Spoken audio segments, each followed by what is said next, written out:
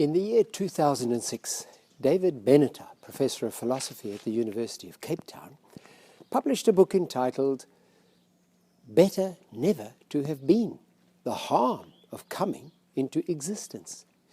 In it, he propounded his philosophy of antinatalism, which means basically that we do great harm by bringing children into this world, thereby condemning them to a life of suffering and misery.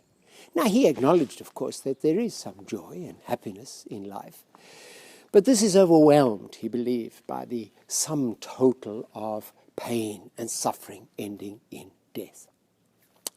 Now, surprisingly, there are some characters in the Bible who would seem to agree with Professor Benneter, sometimes at least. Job, for example, on one occasion wished he had never been born, cursing the day he was born. The weeping prophet Jeremiah, the same, cursed the day he was born. And there were others who felt the oppression of troubles and trials so intensely they wished they could die. People like Elijah and Jonah. So, is Professor Benneter maybe correct that it would have been better never to have been born and so avoid all the trials of this life? He could be, but for one factor, the God factor.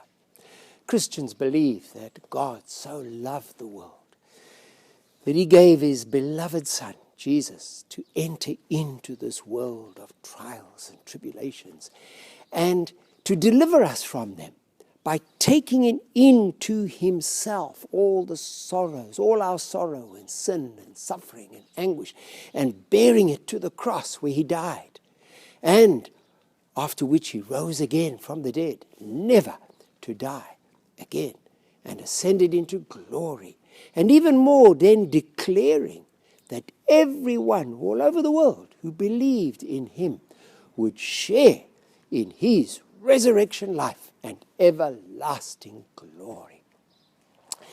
Now, Professor Benneter is certainly correct in pointing out the suffering and misery attending existence in this world.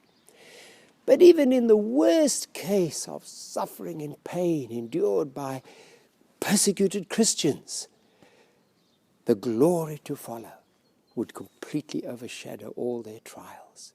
However, for those who reject Christ, who refuse to believe in him or follow him, unfortunately it does remain true what Professor Benneter said. It would be better if they'd never been born.